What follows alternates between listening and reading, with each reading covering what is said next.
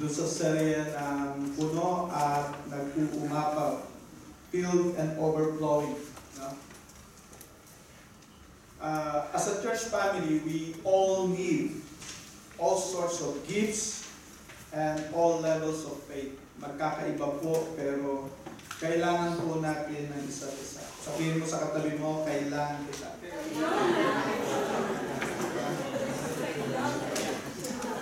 Kailangan po natin ng isa't isa. Yan po ay katotohanan. So, if we are a teacher and love discipling Christian, your gift is equally important as one who organizes and lead outreach projects. Meron iba kasi mahilig magpalalim, meron iba naman mahilig lumabas, may iba na ang gusto ay nandoon lang sa administrative side, yun ang strength nila, management, yung iba ay meron, ang kiling nila ay nandoon sa evangelism. Whether yun ang iyong gift or hindi yun, ang pinakamahalaga, bawat isa sa atin ay may kanya-kanyang kaloob. No? Meron iba, they enjoy showing mercy. No? Napakalambot ng puso, lalo na pag makakita ng mahirap o nangangailangan, ang bilis tumulong. No? Meron mga ganoong tao. Meron iba namang tao, mababa ang luha. Talaga naman. At meron iba naman ay talagang lahat ng makikita niya ay prayer item, no? Very intercessors, no? So iba't iba yung kaloob. Meron iba naman lahat ng makikita niya ay nakakatawa.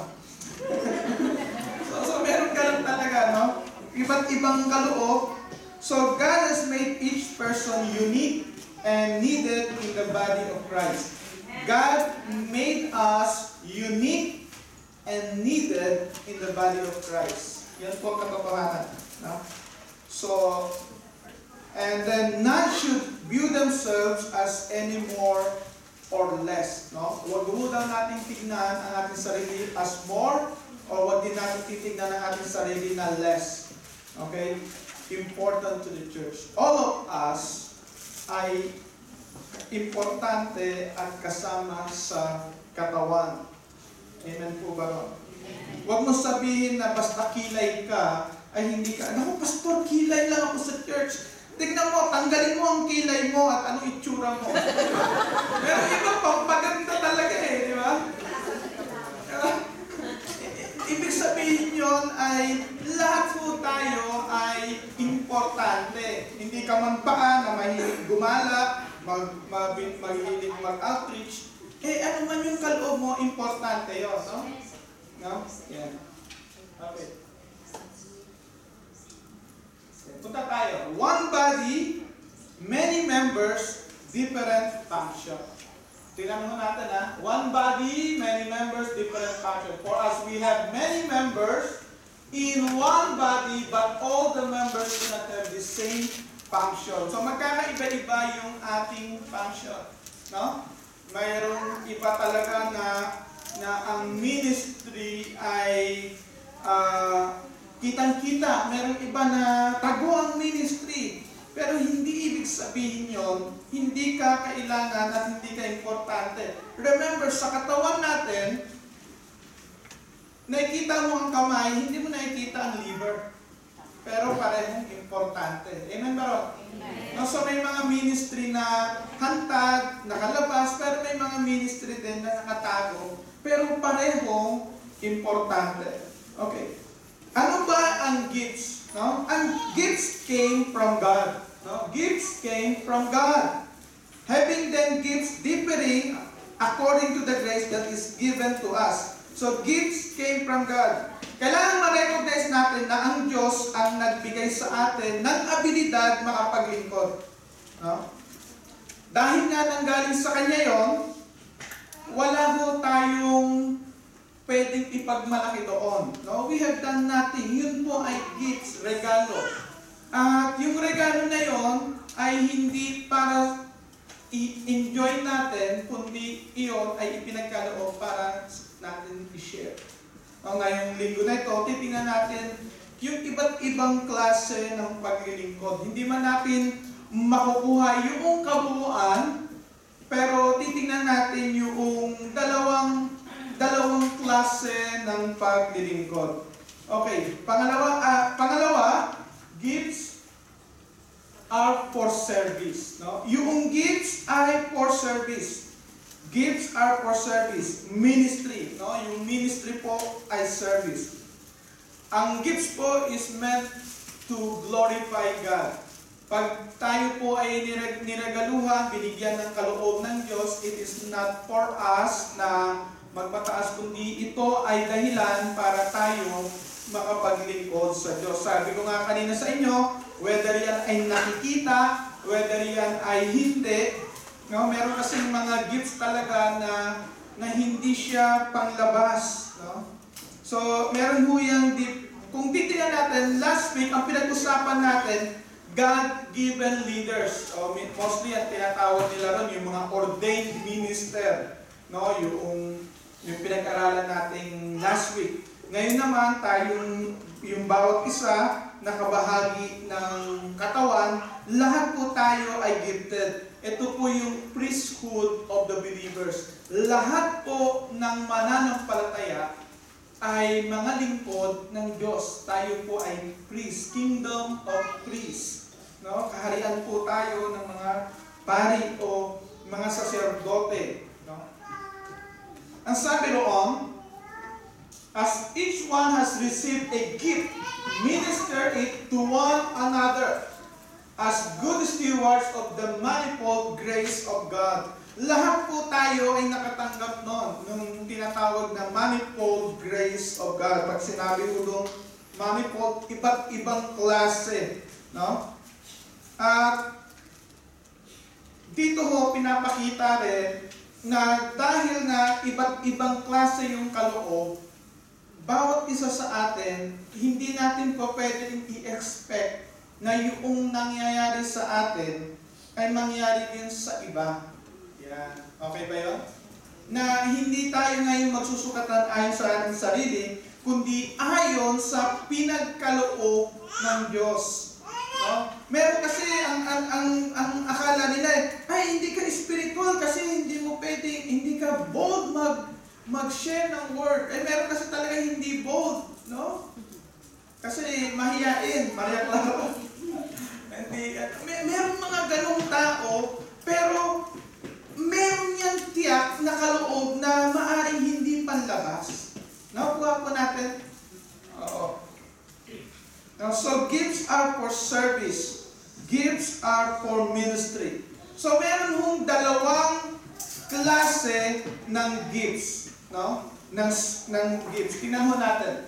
Una ho is serving in words. Now, serving in words. Sa pamamagitan ng mga salita, nakakapaglingkod tayo.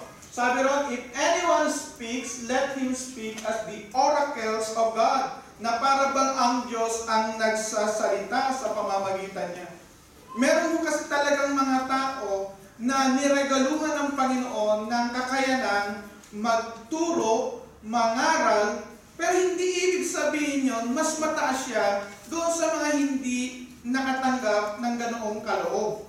Ang katotohanan lamang, natanggap niya yung kaloob na yun. Kaya hindi pa pwedeng magmalaki ang sino man kasi yun ay grace, biyaya, regalo ng Diyos. Kaya hindi mo pwedeng pagmalaki, ako ay teacher, ako ay pastor, ako ay mangangaral, ako yan. Hindi, kasi yun din ay regalong galing sa Diyos. Amen ba ron? No? So, ganun po yun. Tayo pong lahat ay magkakapatid sa Panginoon. Yun po ang tinuturo ng Biblia sapagkat lahat po naman tayo ay pinagkalooban ng karapatang maging anak ng Diyos. Nagkaroon nga lang ng iba't ibang panawagan.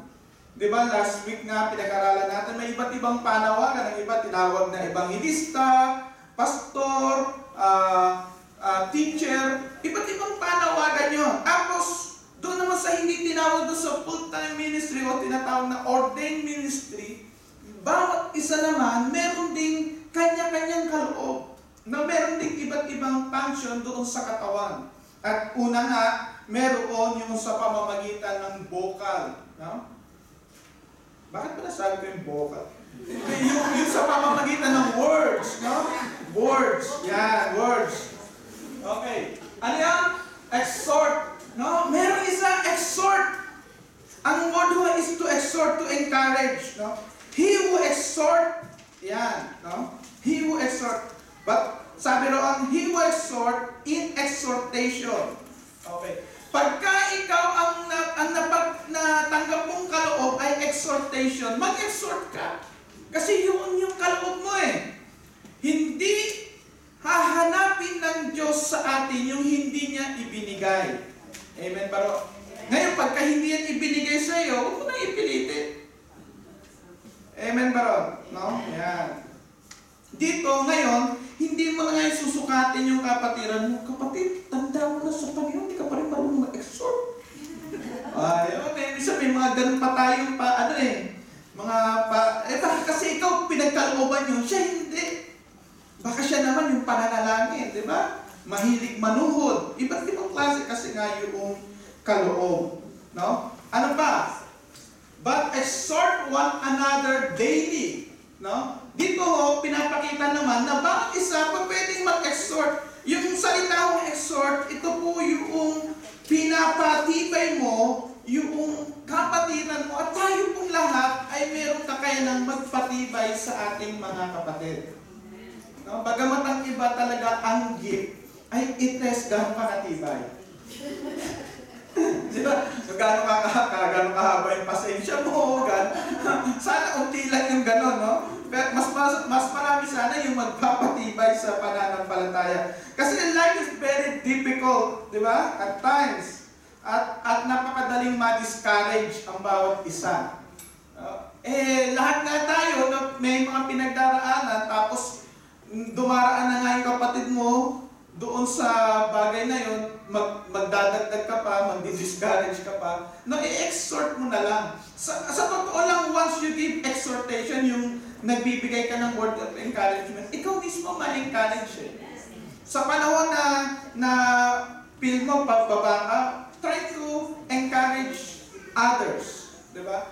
Tingnan mo yung paano ka pinagpala ng Diyos. No, tingnan mo yung mga binigay sa iyo ng Panginoon rather than dun sa wala sa iyo. Tingnan mo kung papaano yung buhay mo ay hindi na katulad nung dati. Tingnan mo yung progress rather dun sa mga regress, dun sa mga nawala, no? At makikita mo, ikaw mismo pwedeng ma-exhort yung sarili mo. Amen ba ron? No?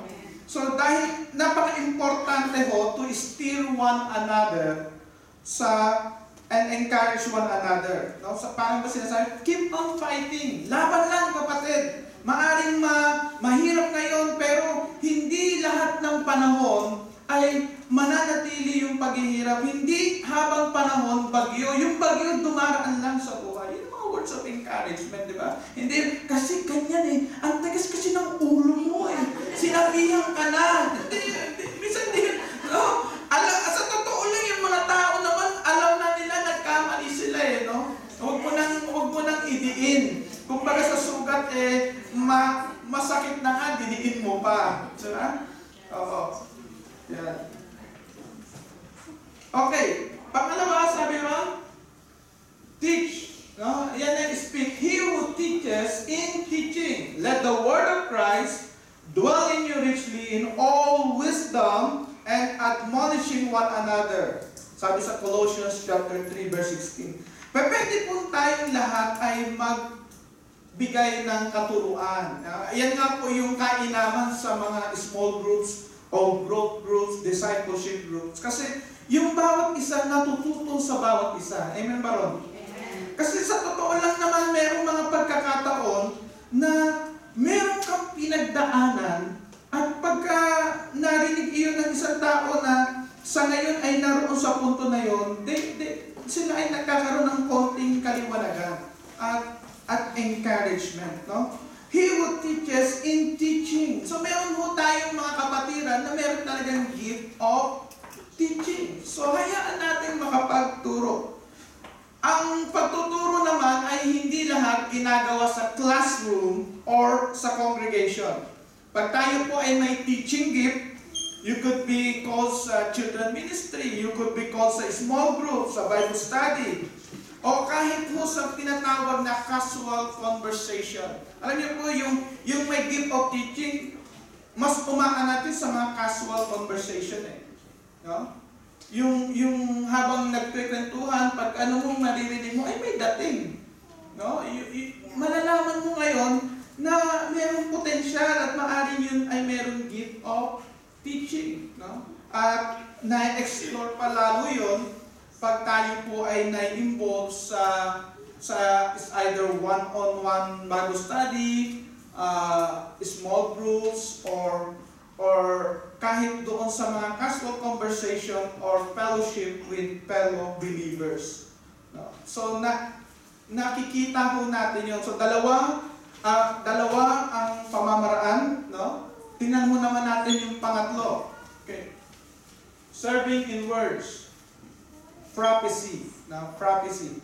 At sabi ron, if prophecy, let us prophesy in proportion to our faith. Okay.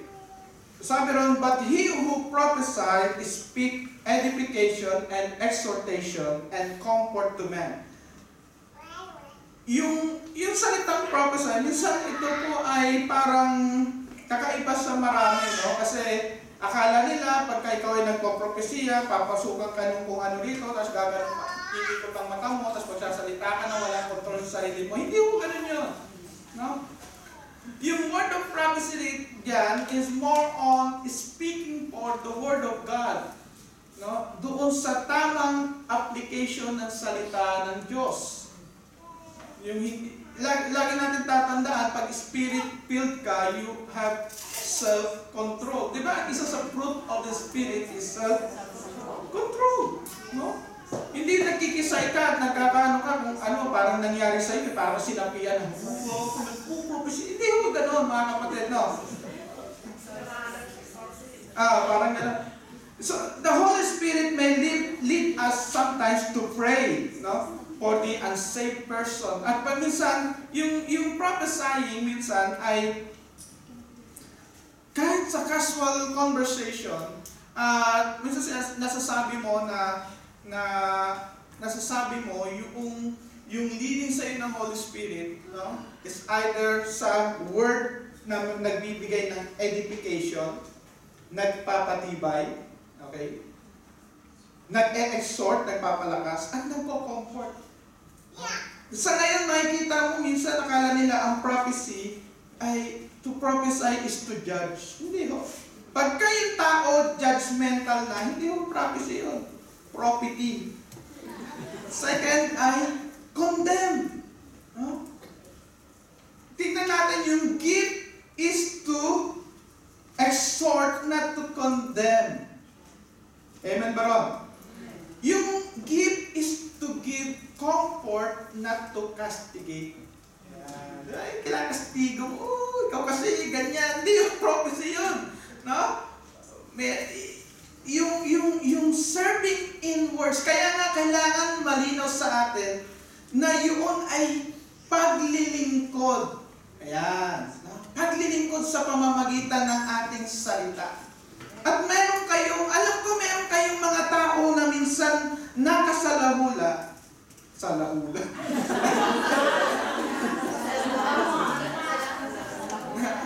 Nakasalamuha, hindi sa kasalu. Na kahit sa unting panahon, pagkatapos na yung pag-uusap, napatibay ka. Nakaranas na kayo ng ganon? Merong mga ganong tao, no? Yung gifts, yung mga taong may gifts of prophecy, may kita mo yung pag-e-exhort nila.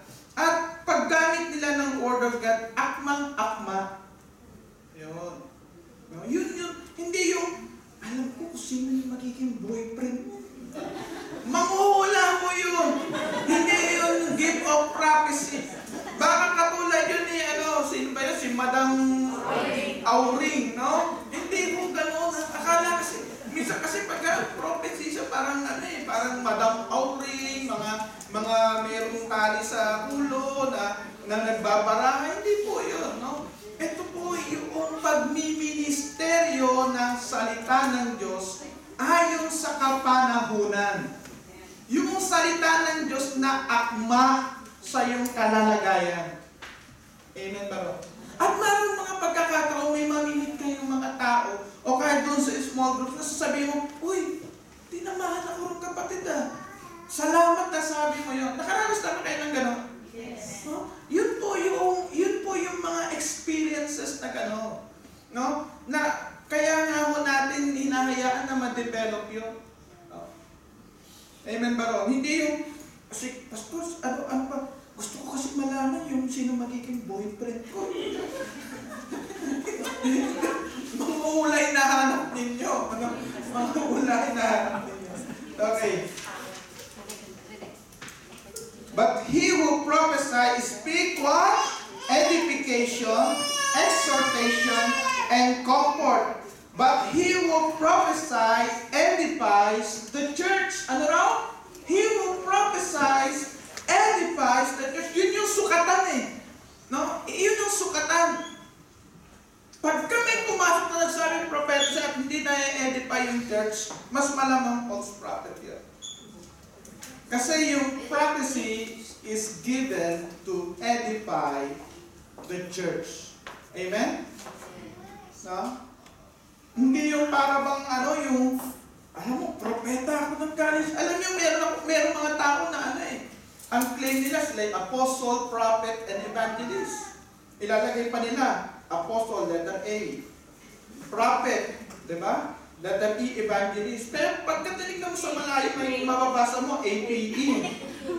A, di ba? Parang ito. Mga kapatid, yan lahat yan ay gifts. Di ba? Gifts yan para sa paglilingkod. Hindi para ipakita mong mas mahusay ka kaysa sa iba. Ikaw ay naglilingkod. Amen ba ron? No?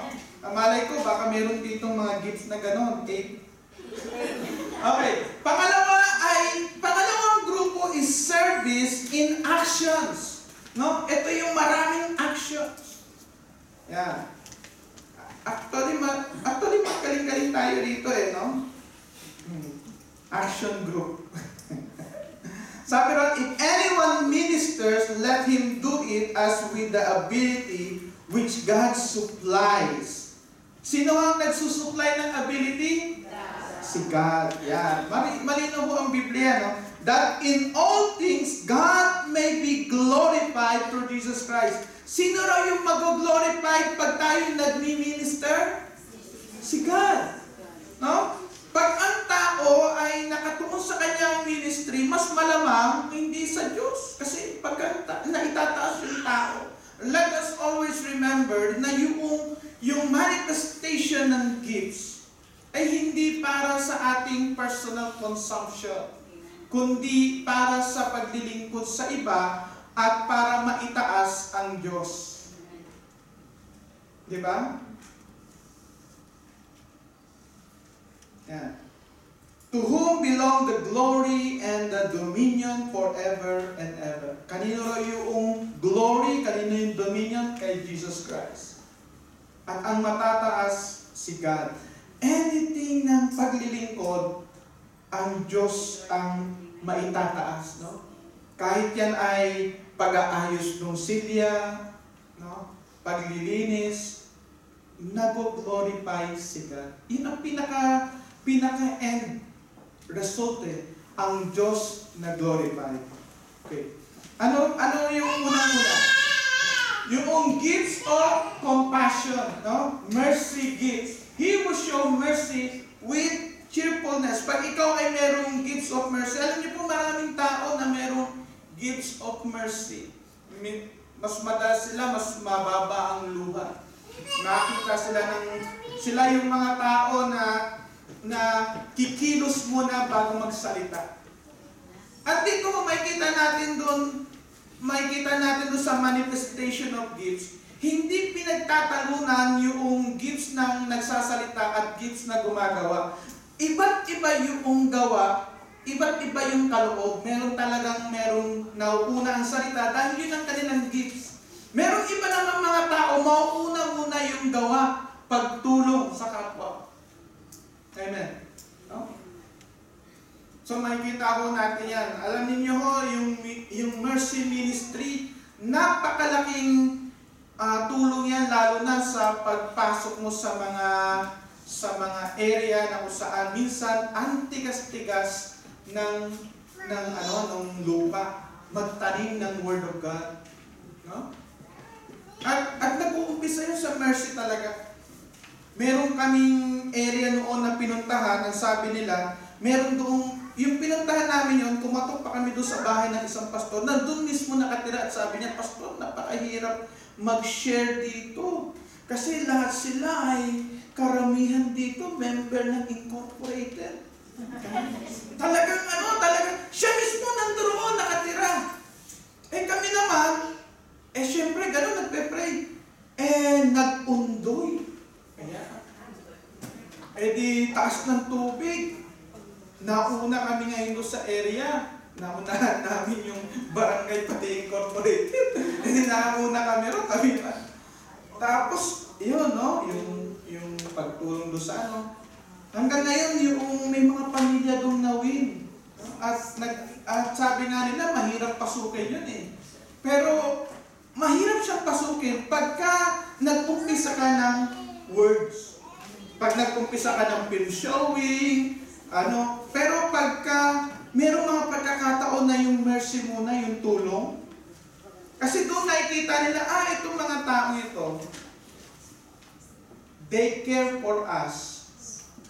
Hindi lang gusto nila kasi hindi lang nila gusto kaming i-convert, kundi they just care for us. Now, yun yung mercy ministry. Merong mga pagkakataon na gano'n. Meron kaming area na mga pinuntahan noon na napakahirap doon sa Western Samar na magbahagi ng salita. Siya sabi ng mga pastor, napakahirap niyang pastor. So ang ginawa, nagkaroon ng mga medical mission doon. Ang problema ng karamihan ng mga tao, may mga tebulas. Kaya ang dami nilang problema, gano'n. At nung pinag-aralan, ang problema pala nila yung source ng drinking water. So ang ginawa yung project ang ginawa pagtatayo ng mga deep well para magkaroon ng malinis na tubig. At yun yung pinagsimulan para makapasok yung gospel sa lugar. Kasi noon ang nila dahil puro pastor yung mga ngaral talaga, talagang lahat pinangangalanan, nakatungangala ng tao, pag umalis nila, wala na. Kasi ang problema nila tubig eh. Hello? So yun yung problema nila eh. Tapos pagdating doon, balik, parang gumano lang yung Word of God. Ngayon nung nakita na nila, itong mga taong to, they care for us na hindi lamang gusto nilang pakinggan sila, amen. Diba? Hindi lamang gustong pakinggan sila, kundi gusto nilang may mabago sa aming lipunan. And then, dahil naman sa deep well, they start listening doon sa mga messenger ng God. So yung gift of mercy ho, importante ho ito. Ito ho yung mga tao na mas malamang hindi gifted sa pagbabahagi directly ng Word of God, pero sila ho yung nauna yung gawa. Amen? Pero gaya na sinabi natin, wala hong mas mainam doon. Parehong importante ho iyon. Amen ba ron? Okay? Ang sabi po ron, and on some have compassion, making a distinction, but others say with fear, no, meron kang compassion ngayon, no? Ano ibig sabihin ng compassion mixed with fear? It is good to show mercy and comfort, but we should never condone sin or participate in sin in order to make another person feel better. Hindi ho ibig sabihin na naaawa ka sa tao, sasang-ayunan mo na yung kasalanan. Doon mo pumapasok yung you accept the person, pero hindi mo ina-approve yung kanyang gawa. Minsan yun ay kailangan ng wisdom doon. Pero nangyayari naman yun as tayo po ay nagpapagamit sa Panginoon. Lagi mo natin titingnan na yung pag-ibig po, yung pulling out yung tao mula sa sin, no? Pag-ibig po yun, para hindi mo siya ma-destroy sa kasalanan. Pero may mga pagkakataon na una mo na yung gawa bago yung nawa. Hello? Okay ba ho tayo ron? May mga pagkakataon, una mo na yung gawa bago yung nawa. Yan. Okay. Third, next, service in action. Ministry or serving. No?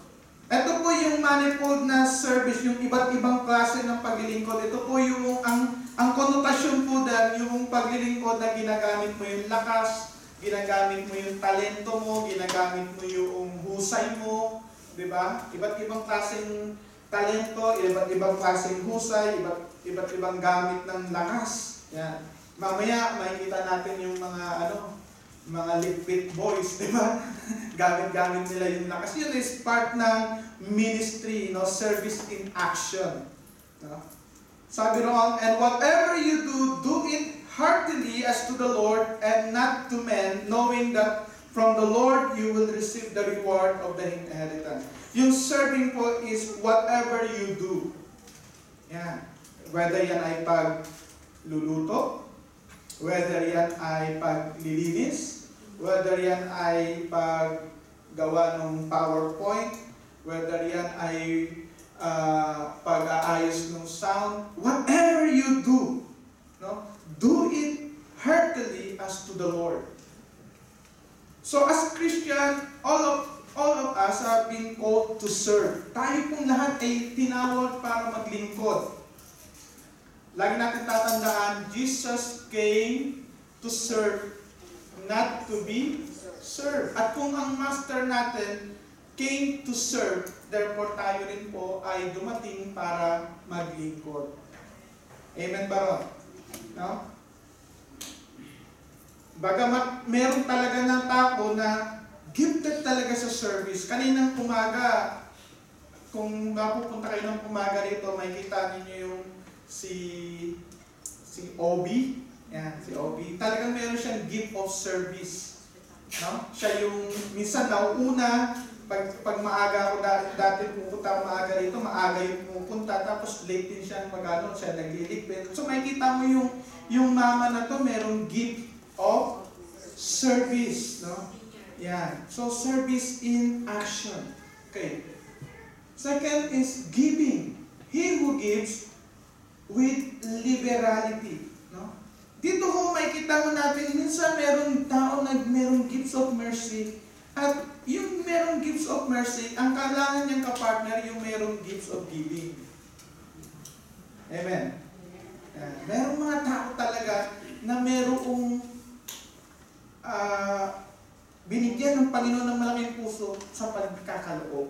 Merong mga ganoon. No?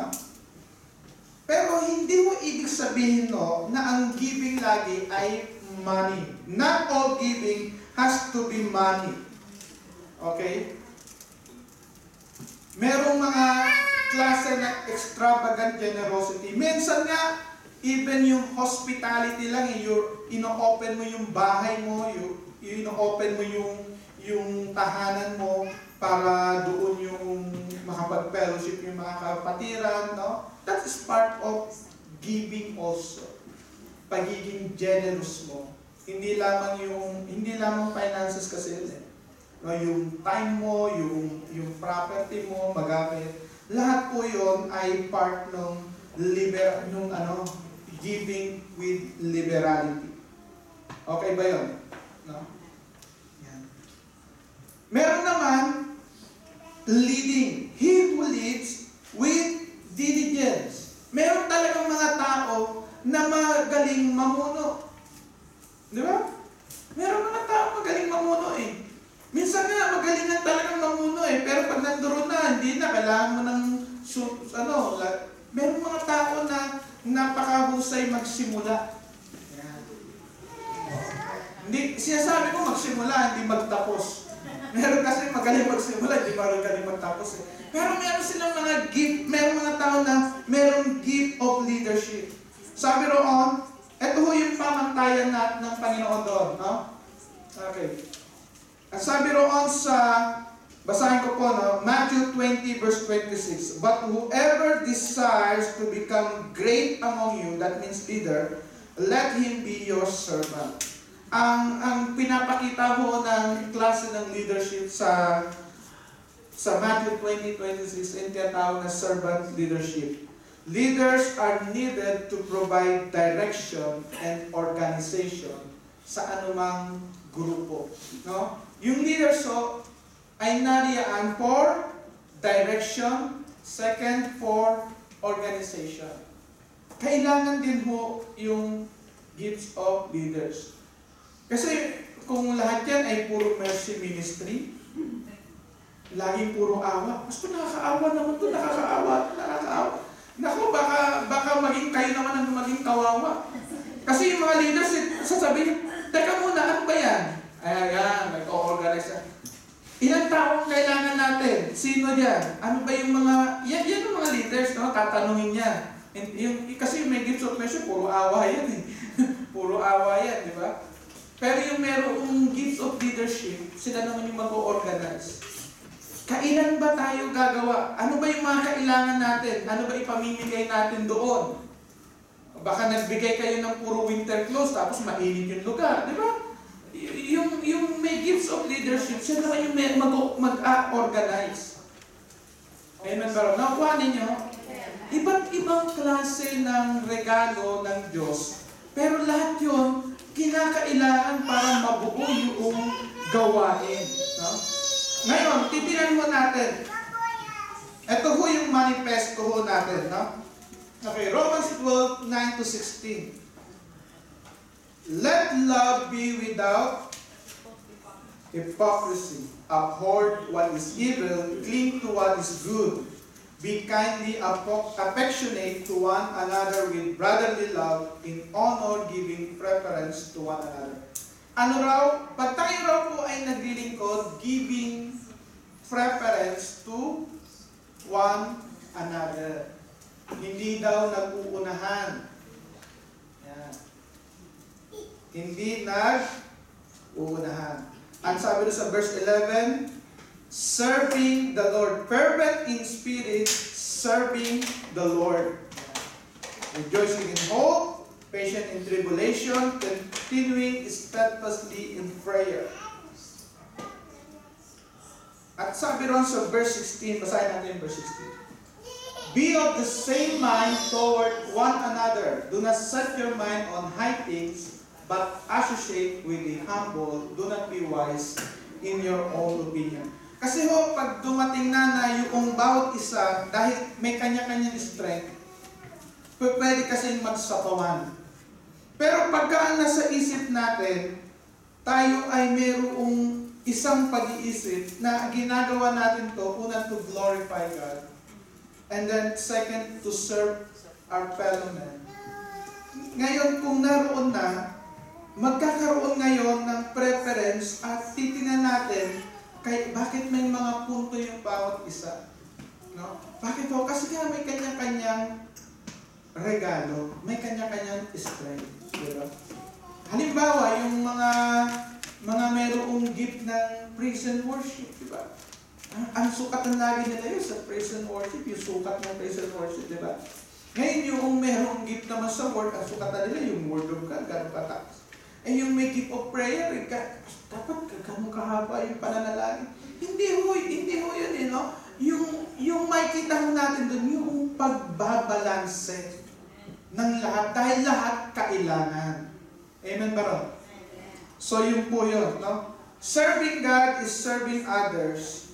Involved po doon yung loving them. Our gifts are from God and are meant to glorify Him. Alam niyo mo, itong attitude, no, yung verse 9-16, yung love without hypocrisy, serving the Lord. be of the same mind toward one another. Minsan imposible ito. Talagang napakahirap. Kaya nga po, kailangan mo natin na puspos tayo ng banal na Espiritu. Kasi kung sa laman lang natin, mahirap na unahin mo yung iba. Napakahirap yun, no? Lalo na pagka meron kang sa tingin mo, ito yung tama at lagi mong naisasabit yun. Kaya nga mas kailangan natin ng fruit of the Spirit, yung self-control, yung love, yung joy, no? Yung peace, na alam mo na itong lahat ng ito ay sa Panginoon at anuman yung mga ginagawa at ninanais natin gawin, ito ay para sa ikabubuti ng Panginoon. 1 Peter 4:10, sabi ron, as each one has received a gift, minister it to one another as good stewards. So lahat po tayo is steward. Ano man po yung kaloob na pinagkaloob sa atin ng Panginoon, hayaan po nating magamit yun. No? Gaya nga sinabi ko kanina, mayroong mga kaloob na panlabas, pang-front, mayroong mga kaloob na support, pang-support, mayroong mga kaloob na nakatago, mayroong mga kaloob na kung saan ay pang-administrative, pang-management, mayroong kaloob na in words, mayroong kaloob na in action. Ano man yung ating kaloob, ang sinasabi lang muna sa salita ng Diyos, gamitin natin para mag-glorify ang Panginoon. Amen ba ron? So God gave us these gifts to bring glory to Himself, not for us to boast in how powerful or how cool we are, but in order for us to glorify God. Sa lahat na ito ang mag-glorify lamang ang Diyos. So nawa ay tumanim po ito sa ating puso, sa ating paglilingkod sa Panginoon. Ano man mo yung kaloob natin, hindi natin kailangan tingnan na mababa yung sarili natin, huwag din natin tingnan na mataas ang sarili natin. Saan man tayo inilagay ng Panginoon, sa ulo man o sa paa,